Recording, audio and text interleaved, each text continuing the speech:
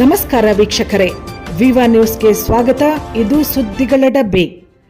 ಸಿದ್ದರಾಮಯ್ಯನವರಿಗೆ ತಮ್ಮ ಕುರ್ಚಿಗೆ ಕಂಟಕ ಬಂದಾಗ ಹಿಂದುಳಿದ ವರ್ಗದವರು ನೆನಪಾಗುತ್ತಾರೆಂದು ಮಾಜಿ ಉಪಮುಖ್ಯಮಂತ್ರಿ ಗೋವಿಂದ ಕಾರಜೋಳ ಆರೋಪಿಸಿದರು. ನಗರದಲ್ಲಿ ಮಾಧ್ಯಮದವರೊಂದಿಗೆ ಮಾತನಾಡಿದ ಅವರು, ಹಿಂದುಳಿದ ವರ್ಗದವರ ಜಾತಿ ಗಣತಿಗೆ 2013ರಲ್ಲಿ ಕಾಂತರಾಜು ಆಯೋಗ ರಚಿಸಿ ಅದರ ವರದಿಯನ್ನು ಅನುಷ್ಠಾನಕ್ಕೆ ತರದೆ ಅನ್ಯಾಯ ಮಾಡಿದ್ದಾರೆ. ಅದನ್ನು ವರದಿ ಎಂದು ಹೇಳದೆ ಬಚ್ಚಿಟ್ಟಿರುವ ಮಹಾ ಮೋಸಗಾರ ಸಿದ್ದರಾಮಯ್ಯ ಎಂದು ಕಿಡಿಕಾರಿದರು. ಕುರ್ಚಿಗಾಗಿ ಅವರ ನಡುವೆ 3-4 ಗುಂಪುಗಳು ರಚನೆಯಾಗಿವೆ. ಹೀಗಾಗಿ ಸಿದ್ದರಾಮಯ್ಯನವರು ಹಿಂದುಳಿದ ವರ್ಗ ಅಹಿಂದ್ ಎನ್ನುವ ಮೋಸದಾಟಕ್ಕೆ ಚಾಲನೆ ನೀಡಿದ್ದಾರೆಂದು ಆರೋಪಿಸಿದರು. ಬಗ್ಗೆ ಸಿದ್ದರಾಮಯ್ಯನವ್ರಿಗೆ ಯಾವಾಗ ನೆನಪಾಗ್ತದ, ಕಾಂಗ್ರೆಸ್ಗೆ ಯಾವಾಗ ನೆನಪಾಗ್ತದ ಅಂದ್ರೆ, ಸಿದ್ದರಾಮಯ್ಯನವರ ಕುರ್ಚಿಗೆ ಕಂಟಕ ಬಂದಾಗ ಹಿಂದುಳಿದವ್ರು ನೆನಪಾಗ್ತದ, ಅಹಿಂದ ನೆನಪಾಗ್ತದ. ಸಿದ್ದರಾಮಯ್ಯನವರು ಒಬ್ಬರು ಮಹಾ ಮೋಸಗಾರ.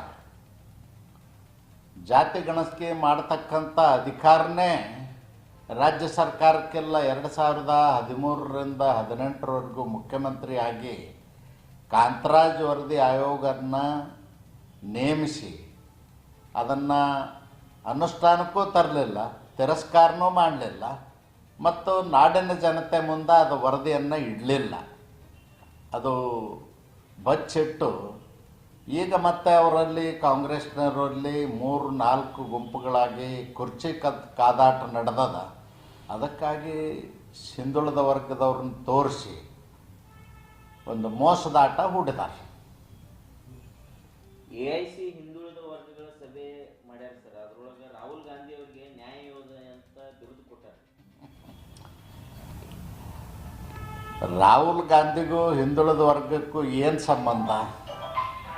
ರಾಹುಲ್ ಗಾಂಧಿಯವರು ಈ ದೇಶದ ಹಿಂದುಳಿದ ವರ್ಗಗಳ ಬಗ್ಗೆ ಎಳ್ಳಷ್ಟು ಜ್ಞಾನ ಇರಲಾರ್ದಂಥ ವ್ಯಕ್ತಿ. ಕಾಶ್ಮೀರದಿಂದ ಕನ್ಯಾಕುಮಾರಿವರೆಗೂ ದೇಶದಲ್ಲಿ ಹಿಂದುಳಿದವರು ಯಾವ ರೀತಿಯಾಗಿ ಬದುಕ್ತಾ ಇದ್ದಾರೆ ಅನ್ನೋ ಕಲ್ಪನೆ ಕೂಡ ರಾಹುಲ್ ಗಾಂಧಿಗಿಲ್ಲ. ದೇಶದ ಪ್ರಧಾನಮಂತ್ರಿ ನರೇಂದ್ರ ಮೋದಿಜಿಯವರು ಸ್ವತಃ ಹಿಂದುಳಿದ ವರ್ಗಕ್ಕೆ ಸೇರಿದವರು 11 ವರ್ಷಗಳ ಕಾಲ ದೇಶದ ಪ್ರಧಾನಮಂತ್ರಿಯಾಗಿ ಸುಮಾರು 13-14 ವರ್ಷಗಳ ಕಾಲ ಗುಜರಾತ್ನ ಮುಖ್ಯಮಂತ್ರಿಯಾಗಿ ಸಾಮಾಜಿಕ ನ್ಯಾಯದ ಹರಿಕಾರರಾಗಿರ್ತಕ್ಕಂಥ ಮೋದಿಯವರು ಇರುವಾಗ ರಾಹುಲ್ ಗಾಂಧಿ ಅವರು ದಾಸಯ್ಯ. ಅದಕ್ಕೆ ಇದೊಂದು AICC ಸಭೆಯಲ್ಲಿ ನಿರ್ಣಯ ಮಾಡಿರ್ತಕ್ಕಂಥದ್ದು